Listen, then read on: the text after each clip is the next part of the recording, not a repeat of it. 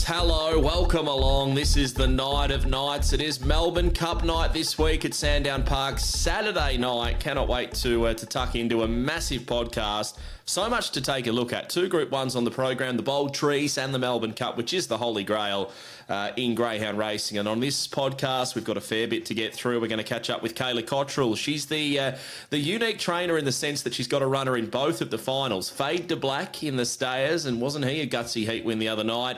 And then in the sprint, I reckon arguably the best female sprinter in the country right now, Dashing Slay, overcame a little bit of trouble at the first corner, powered home, and she looked absolutely awesome. And at the end of the podcast, we're also going to catch up with Jason Adams. I want to learn a little bit more about the GRV race data and how we can hopefully use that data to try and find a winner, not only in the Melbourne Cup and Bold Trees, but moving forward as well. But as always, on the Melbourne Cup Carnival podcast, we've got Ethan Christian from Sandown Park, who's on the line. And I tell you what, mate, we're up early Monday morning to get this record out of the way. I've been trying to repair a lawnmower, and you've got a busted car. What's been going on, mate?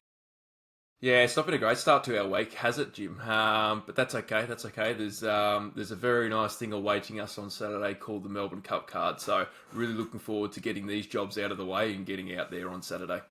Well, they say start the week, win the day or something. To be fair, I think we both lost the day before it began. Yeah, we've not exactly had flying starts to the week, but that's okay. Long time to recover. Yeah, plenty of time to recover. And as you say, the ultimate goal is just to get there Saturday night and hopefully find some winners. We'll start by kicking off with some replays of the Bold Trees. We'll focus on the staying event first. And heat number 1, Fade to Black, Kayla Cottrell beating Galactic Spartan Late Night News. I did see on the data Late Night News hit the line really hard, but I was really impressed by Fade to Black because this is a dog who generally likes to front run, sort of camp off the rail, but did it the hard way and came barreling clear at the end. I thought this was pretty impressive, Heath.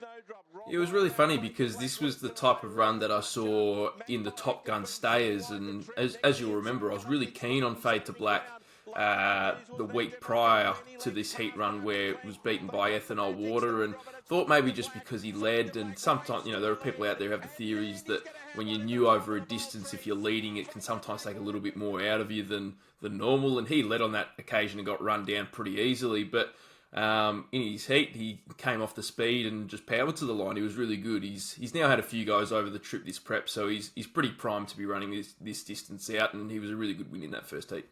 Did notice that. Obviously, we had a runner in the heats, and he was, I think, second up over 700. But the dogs who really, really advanced and looked really good, I think, throughout the heats were those who were seasoned 700-metre dogs. And that was probably the case in race 3. There's a few things I want to discuss here. Firstly, Payback winning. Came from nowhere. Terence Reid's always been a really good trainer, and at about 20-1, just stayed out the 700 when a few weren't exactly doing everything right. And I've got a bone to pick with you, I think is what they say. King Ron, how did this dog not get rubbed out? Well, there's two questions. How did it not win, and then how did he not get rubbed out? Because he looked like the winner coming for home, and he laid in pretty hard, didn't he? So he's probably gotten away with one there, really. He had a very good look at his neighbour and wasn't focused on chasing. Is that what you'd like me to say? I prefer that. No, because I was on the racing.com coverage, mate, and they had a manned head on camera, and that made it look a lot worse, I think, because you could clearly see what the greyhound was thinking, and he just wanted to look left. You could tell from the stance. If he wanted to, he would have won that race, but he didn't. So, the fact that it's a Group 1, is that the reason why they didn't rub him out? I don't know, but yes, he probably should have been rubbed out. But all honest, Payback, as we said, the dogs that came through this series, she's a really strong 700. She's won them before, and she's won them in good times before. So it's no surprise to see that when the bit of traffic came up top, she was the one who was slicing through late. Last heat was a terrific clash, a bit of a match race in the end. Aiden's Warrior without a trace. It sort of shaped up to be that on paper, and we're all expecting without a trace might get the better of Aiden's Warrior, but this is a dog that's on the up, and I think what was most encouraging about Aiden's Warrior is he seemed to stay at the 700 a little bit stronger than he has in the past, and yeah, without a trace was good. I think the run of the race was a bit of a surprise. Might have been the third place getter. I think she had, follow me for the next 12 months written all over her.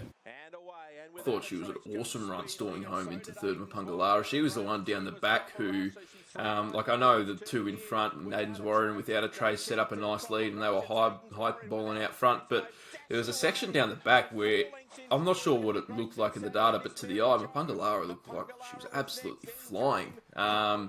But this race was really interesting. I think this has given a bit of an insight as to what the staying ranks might be for the next 12 months, and in particular the big races, because I think for a little while we're thinking maybe Without a Trace might be going around and picking up races of her own accord, but Aiden's Warrior has shown that go out and lead, and Without a Trace might struggle to reel it in. So I think it's going to be a pretty good battle between those two for a while to come, hopefully.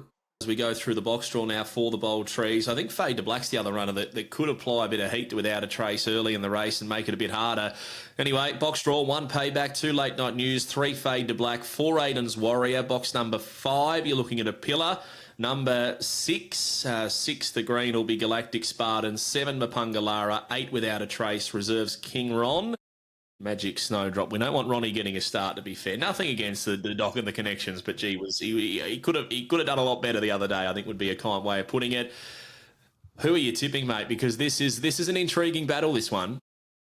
Yes, I've gone with Aiden's Warrior purely because, once again, he's drawn inside of Without a Trace, and I think he's going to be able to hold on to the lead coming out of that first bend, and that might just be a repeat of what we saw in the heat. Fade to Black is drawn inside and can also step and apply a bit of pressure. I think it can play out very similarly to the same heat that Aiden's Warrior and Without a Trace had, where they had Copper Rush on the inside and they were able to drop him off pretty quickly in the early stages. But I think it's going to play out almost identically. At least that's the way I've got it playing out. So I've got Aiden's Warrior on top from Without a Trace. In for third, I've got Fade to Black, who can go forward early, and then in for fourth, I've got Late Night News, who was a really good run home as well. I could also have Mapungalara in there, but I think the winner's probably going to come from those first two, and I'm going to go with Aiden's Warrior. It's going to be, I think, built up as a bit of a match race, but I think there are a few that could spoil the party. I mean, if Fade to Black happened to land in front and could just run them along, definitely a chance. Mapungalara's, I think, the up-and-comer, the smoky coming into this. I've settled on 8, 4, 3 and 7. I've gone with number 8 Without a Trace on top. Just think class will rise to the top. And we heard a couple of years ago, Palawa King, the great Jack Smith, he said, you don't win the Bold Trees, I think it was, in a heat. And I think that was the case with Without a Trace. She should improve off the run. And I think Aiden's Warrior might just get caught working a little bit harder to get past Fade to Black. And I reckon that could be the key with Without a Trace, just the unimpeded run down the outside. So I'm 8 from 4. Fade to Black had to be in there for me. And Mapungalara, I think, is the best of the roughies that can go well. Big race preview. Well, the Melbourne Cup, Ethan, it gets its own stinger. The big race preview for the 2025 Sportsbet Melbourne Cup. This is what it is all about. We'll go through the heats and then hopefully pull apart the big dance and try and find the winner, which I reckon is a tough assignment on this year's Melbourne Cup. Starting with the first heat was race 5 on Saturday night. And this is such a good dog. Dace sees Rory from box number 4. He just lobbed behind the speed. And when Sharapova Star led down the back, mate of mine, Mitchie Abayer on the racing.com stuff, he was going bananas. And then I saw Rory just stalking through the field. And I said to Mitchie, I leant over and I said, Mitchie, you're gone here, mate. Yep, and I did a similar thing standing out on the grass at Sandown as well. I was very excited turning down the back. The Sharapova Star did what I expected her to do, which was cross Ross the Boss. Daisy's Rory was outside of Ross the Boss on the bend. I went, here we go. He didn't shift up the track as much as I'd hoped, and then Daisy's Rory was camping 3 lengths behind Sharapova Star. I went, well, this is going to be a very sad 400 metres, isn't it? Because it's going to get home. But no, he's been racing in really good touch. He settled in the right spot in his heat and really powered to the line. He's in good nick and he's deserving of his spot in the final. I think he can go well for sure. Zelda Cavilla was good, runners up. Yeah, he's such a good dog. His only issue is that he can't really go much quicker than sort of 5:15 early, and in these sprint races where there's too much pressure, he just finds himself too far back. But wow, he's got a motor. Heat number 2, Valenzuela getting the better of Zipper on Time, who I felt had her chance in front. She went 5:07, had the inside draw, led up off the back 18:66, which is an outstanding section, but at the moment, she just seems like that 29:30 is about her benchmark. She just can't seem to break through that time barrier, and Valenzuela with the strength of 600 metre form, mate, was just there to pounce. Yep, and that's I think that's how she's won all of her races as well. She's a really good bitch in that she comes out fast every start and lands forward every start and puts herself in a position to win. But the issue with her is when you get up to this sort of grade, there are dogs who can run faster overall a little bit. Because I agree, I don't think she can really go faster than 29:30 at this stage of her career. And there are dogs that can go a little bit quicker than that if they lob in the right spot, and that's what Valenzuela did. And that 600 form, dropping back, and just a strong type in general, got over the top late. It was an impressive run. Strong. Heat number 3, Intrepidus. Probably not strong, but gee, this was brutal speed. And this is what I've been waiting to see from Intrepidus in town. I called him in that Geelong derby where he speared the lids, and Melbourne Cup heat night, big occasion, young dog, just speared the lids, 48.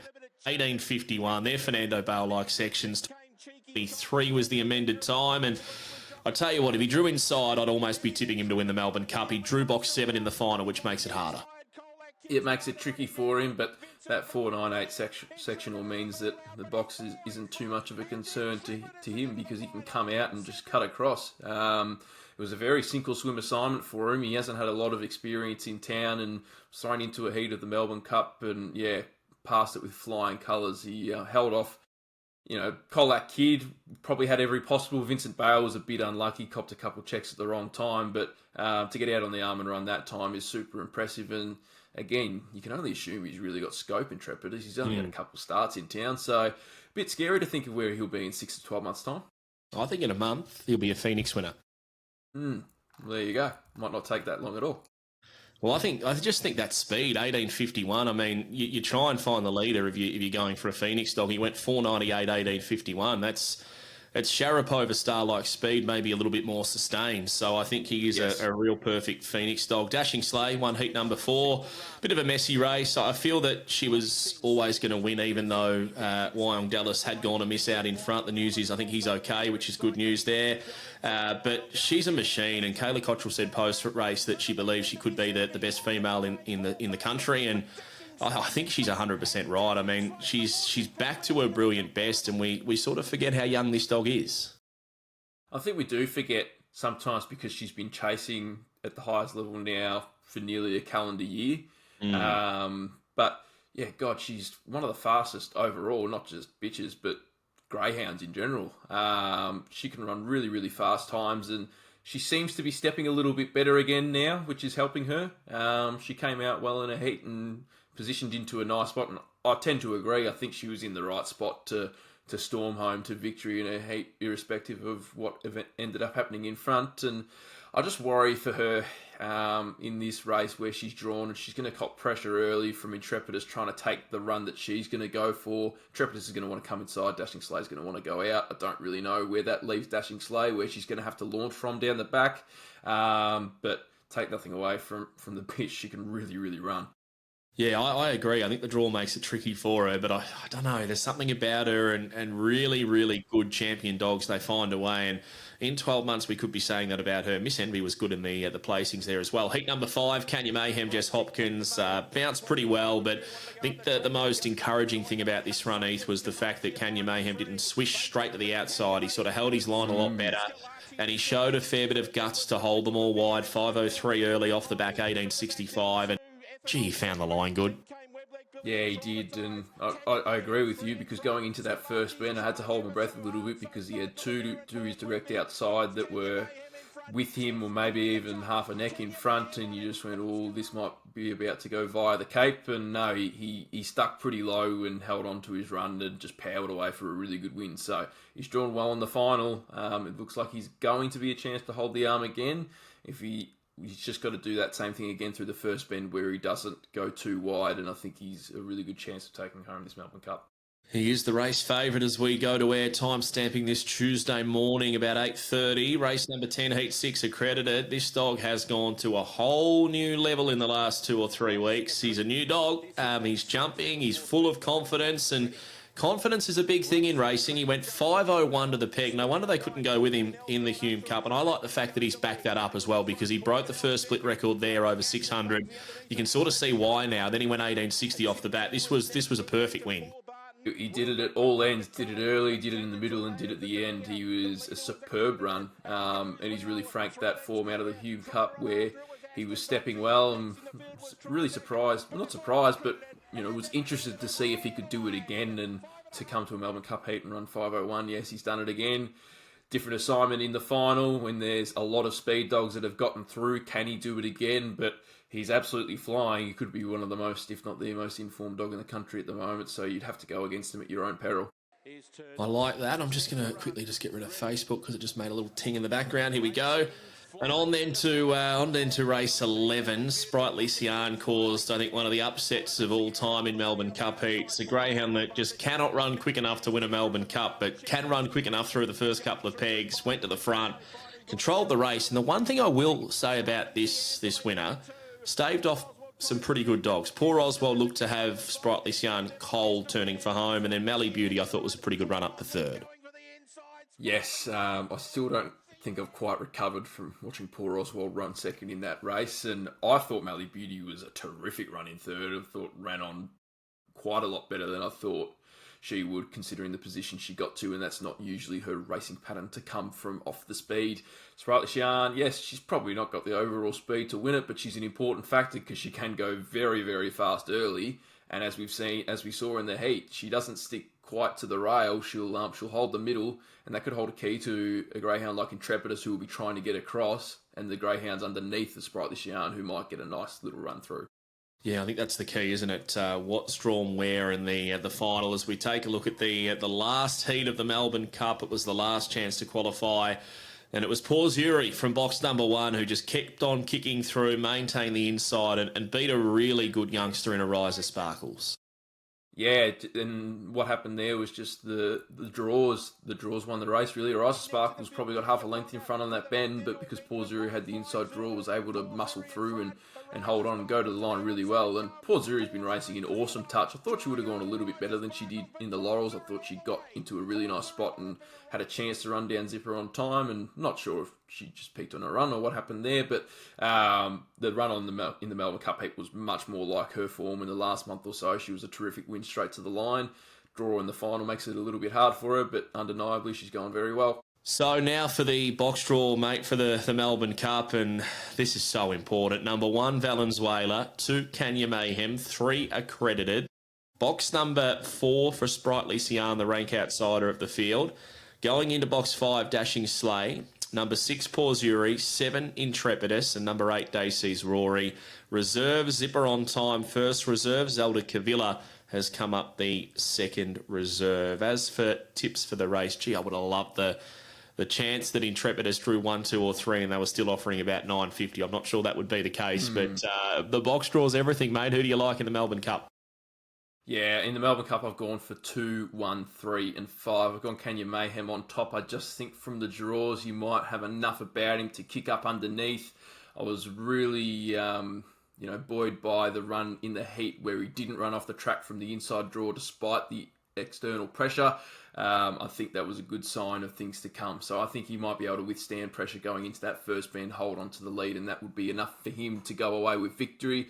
I've got Valenzuela in for second. I just think a lot of that speed can be mid-tracking, and Sprightly Sian will stay up the middle with speed, and Kenya Mayhem, as we said, doesn't stick fat to the rail going through the bend, and if he does what he has been doing recently, sometimes where he does leave the rail, Valenzuela might get a run underneath. I think he can go really well off that red draw. In for third, I've got Accredited, who's absolutely flying. I just don't know if he's going to be able to lead this. There are some really, really fast early dogs here, and he hasn't, whilst he's been able to do it his last 2, he hasn't been able to do it every start in his career, so I'm just a little bit concerned about that. And then Dashing Slay in for fourth, who, with a clear run, can probably win this, but I just don't know where she's going to have to launch from down the back. So 2, 1, 3 and 5 for me in the Melbourne Cup. I think Kenya Mayhem will win. I've been sitting on the fence with my Melbourne Cup tips. I'm not 100% sure what I should be doing, but something tells me box 1 in a Melbourne Cup is the place to be. My numbers for the 2025 Sportsbet Melbourne Cup, I have gone 1, 2, 5, and 7. I am leaning with number 1 Valenzuela. I think this is the draw, the draw, the draw. He needs to step, hold his place near the inside. A couple of starts ago, he went 5.03. If he runs that, it holds the inside running, I think, to that first corner. And if he's in front with Kanya Mayhem, maybe just feeling the pressure, accredited, maybe absorbing some of that pressure from the outside, just pushing up the track a little bit as well, I can see the run there for Valenzuela. So I'm 1 on top to beat number 2. Kanya Mayhem, I just couldn't leave him out. To be honest, when I jotted down my tips for the first time, I had him on top.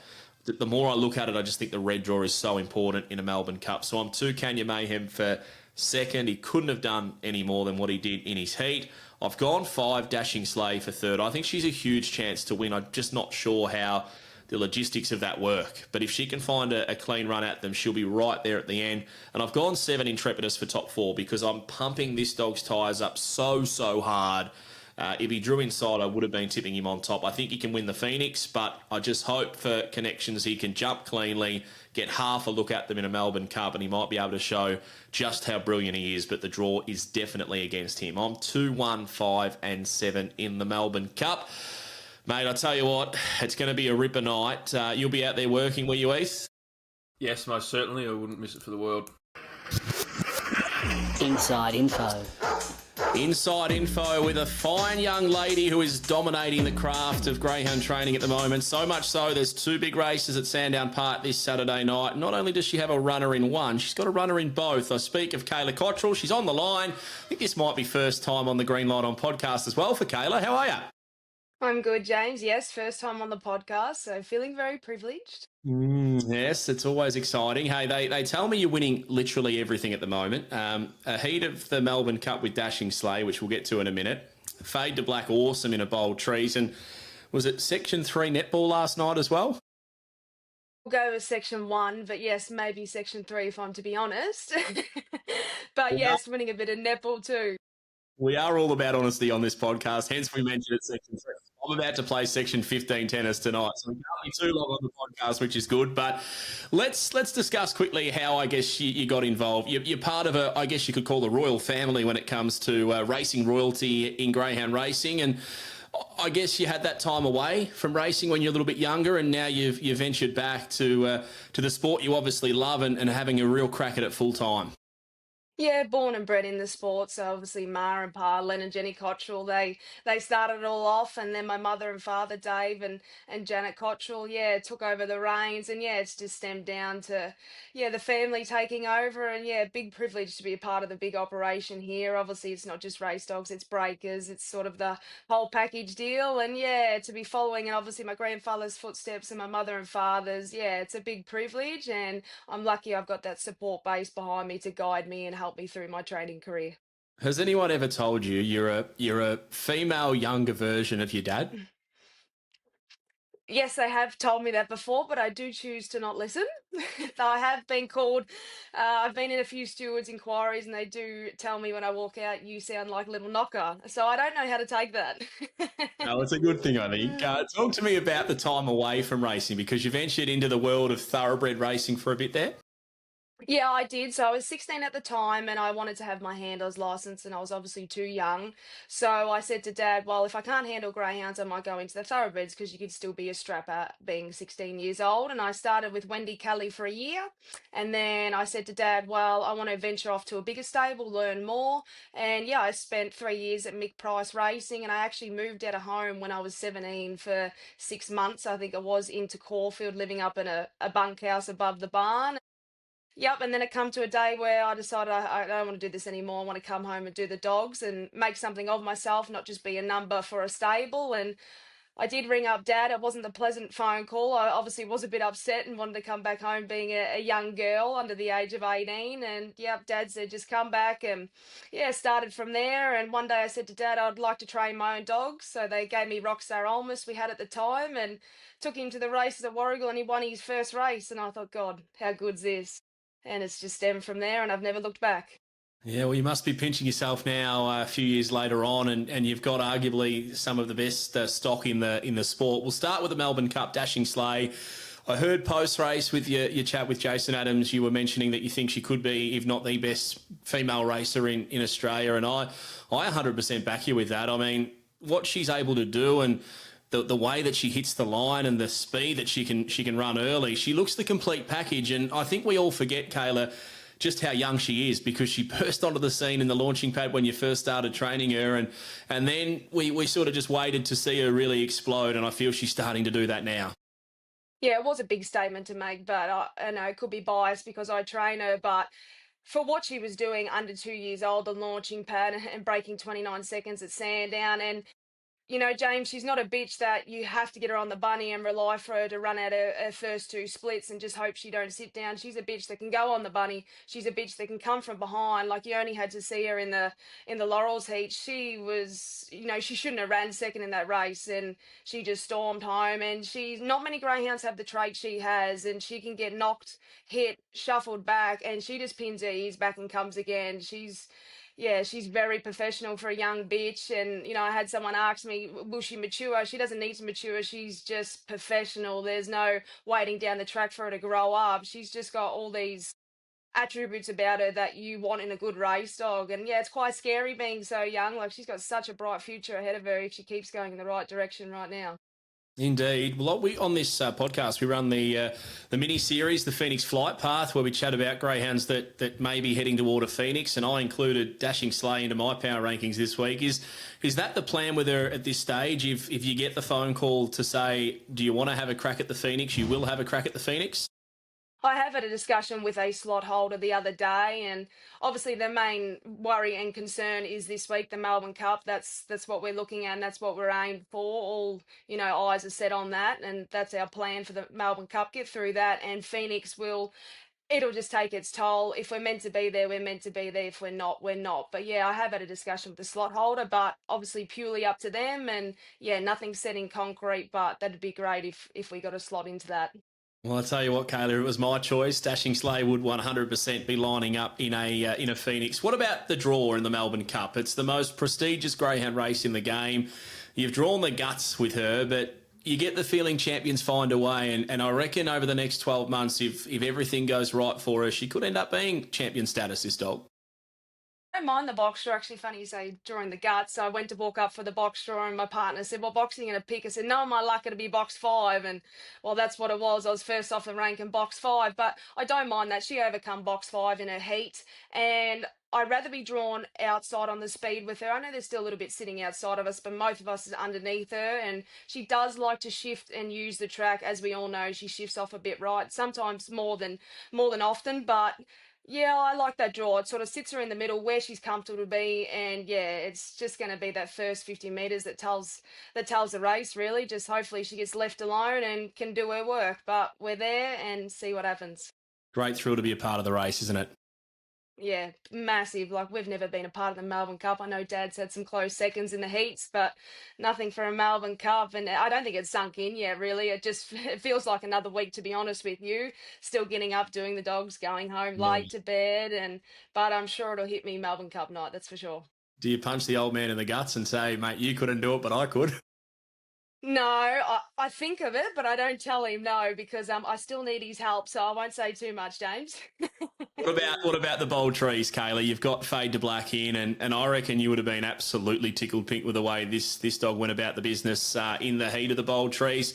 I guess you could say arguably a front-running stayer, and maybe with not too many strings to the bow, but completely changed the race style in the sense coming from behind, attacking the line. Sectional data was good, and maybe, just maybe, this dog's starting to mature as a real genuine stayer. Yeah, that's it. And he hasn't had a proper crack of being a seasoned stayer. Like you're talking, he got a run in the Top Gun stayers, yes, by fluke, and he drew the red, which that was very nice to also draw the red. And he ran fourth, and he went 42.60s himself. And then we've gone second up over the trip, which was a special event before the bold trees. And I thought, get him back over it. It's got to get into his legs. He's got to learn to stay. And he was bound to get tired at the end, which they do. Second up over the trip, which they can do, and he did. And yeah, that was just to take that under a belt and go into the bold trees. He thought we'll have a bit more underneath his legs, and he looked like a genuine stayer in the bold trees heat. Like, he just watched him. He's just starting to put it together, and they need to learn to run it. And every time we've got him up over 700, he's just had a little injury and never had a proper seasoned campaign over a staying trip. So yeah, hopefully he's starting to put it all together and learn how to be a stayer.